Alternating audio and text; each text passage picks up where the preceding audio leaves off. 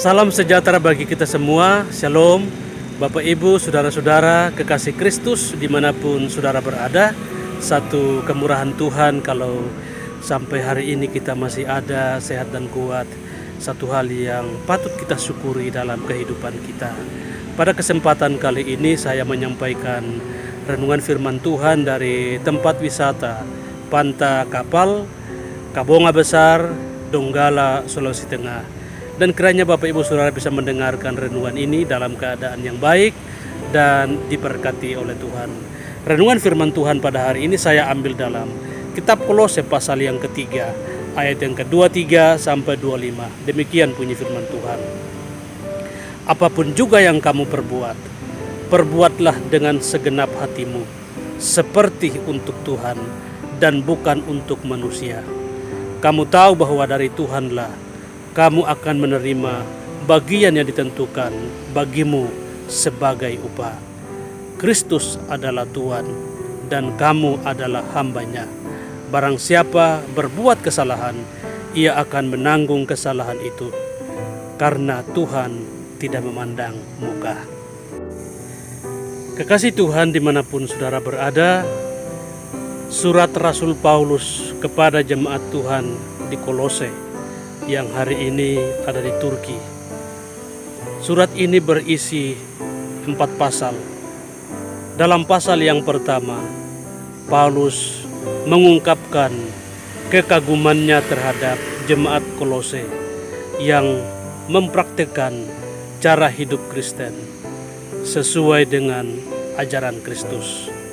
Jemaat Kolose memiliki iman dalam Yesus Kristus dan kasih kepada semua orang kudus.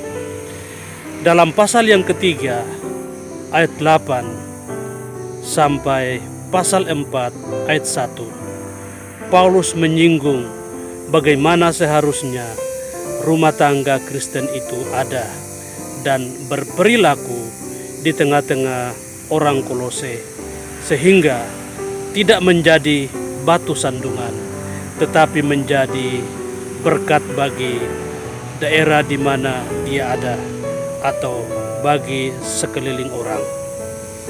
Dalam ayat yang ke-23, Paulus katakan, apapun juga yang kamu perbuat, perbuatlah dengan segenap hatimu seperti untuk Tuhan dan bukan untuk manusia.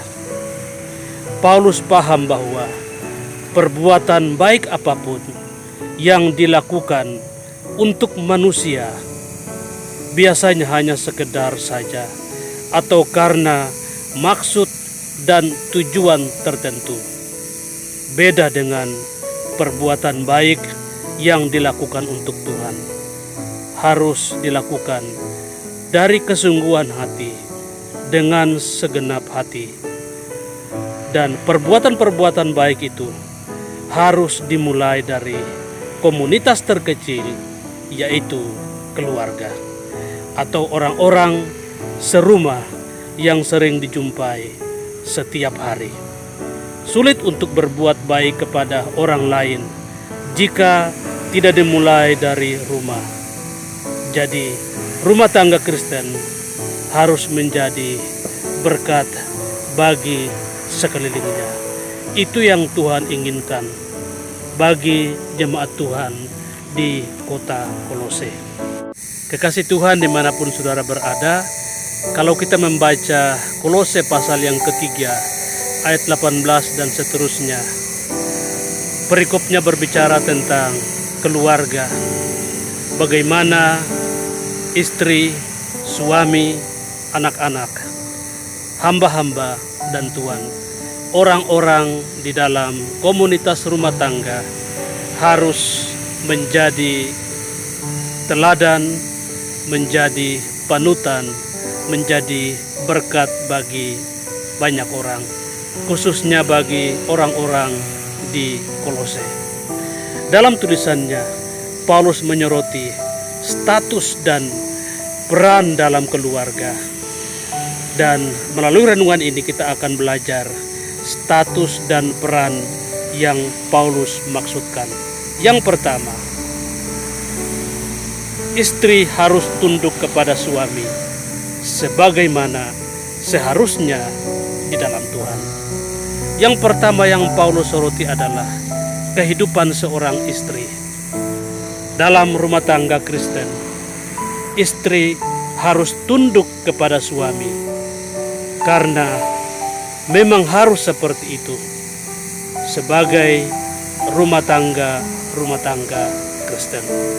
Yang kedua, suami harus mengasihi istri dan jangan berlaku kasar terhadap istri. Dalam ayat yang ke-9, seorang suami dituntut untuk mengasihi istri, tidak berlaku kasar atau tidak ringan tangan terhadap istrinya. Yang ketiga yang Paulus soroti adalah anak-anak harus taat terhadap orang tua karena itu hal yang indah di dalam Tuhan. Anak-anak diminta untuk taat kepada orang tua. Menurut tulisan Paulus, ketika anak-anak itu taat terhadap orang tua, maka itu adalah sebuah keindahan di dalam Tuhan. Yang keempat yang Paulus soroti adalah tentang kehidupan bapak-bapak. Bapak-bapak jangan sakiti hati anaknya supaya jangan tawar hati. Dalam ayat yang ke-21, seorang bapak-bapak, seorang ayah dalam rumah tangga Kristen, dalam keluarga, tidak boleh menyakiti hati anaknya supaya anaknya tidak tawar hati kepadanya. Hal berikut, hal yang kelima yang Paulus soroti adalah tentang kehidupan hamba-hamba. Paulus katakan, hamba-hamba harus mentaati tuannya dengan tulus hati karena takut akan Tuhan. Jadi ketika hamba-hamba mentaati tuannya, bukan sebuah paksaan, tetapi harus dari kerelaan hatinya, karena dia adalah orang yang takut akan Tuhan. Dan yang berikutnya, yang terakhir yang Paulus soroti adalah tentang tuan-tuan. Poin yang keenam, tuan-tuan atau majikan harus berlaku adil dan jujur terhadap hambanya, karena tuan-tuan juga mempunyai Tuhan di surga. Peran atau perbuatan baik yang dilakukan oleh istri, suami, anak-anak, bapak, hamba-hamba, dan tuan-tuan harus dilakukan dengan segenap hati seperti untuk Tuhan. Karena praktek kasih dan kehidupan rumah tangga Kristen adalah cerminan dari perilaku mereka dalam masyarakat yang lebih luas atau bagi orang lain. Semuanya dimulai dari rumah. Jangan bermimpi menjadi berkat bagi orang lain jika praktek-praktek kehidupan Kristen itu tidak dimulai dari lingkungan terkecil yang bernama keluarga. Jadi praktek kasih, praktek kebaikan, hal-hal baik itu harus dimulai dari rumah. Dan Paulus katakan, semua yang kamu lakukan itu harus dilakukan dengan segenap hati, seperti untuk Tuhan dan bukan untuk manusia. Kekasih Tuhan dimanapun saudara berada, jangan bermimpi untuk bisa mengubah satu bangsa jika tidak bisa mengubah perilaku dalam keluarga, dalam rumah tangga. Karena semuanya harus dimulai dari lingkungan terkecil, yaitu keluarga. Dalam ayat yang ke-24 dijelaskan bahwa orang yang melakukan hal-hal yang baik akan menerima upah dari Tuhan. Semua perbuatan baik yang kita lakukan tidak pernah sia-sia. Untuk itu, lakukanlah hal-hal yang baik dengan segenap hatimu, dengan segenap hati kita, seperti untuk Tuhan, bukan untuk manusia.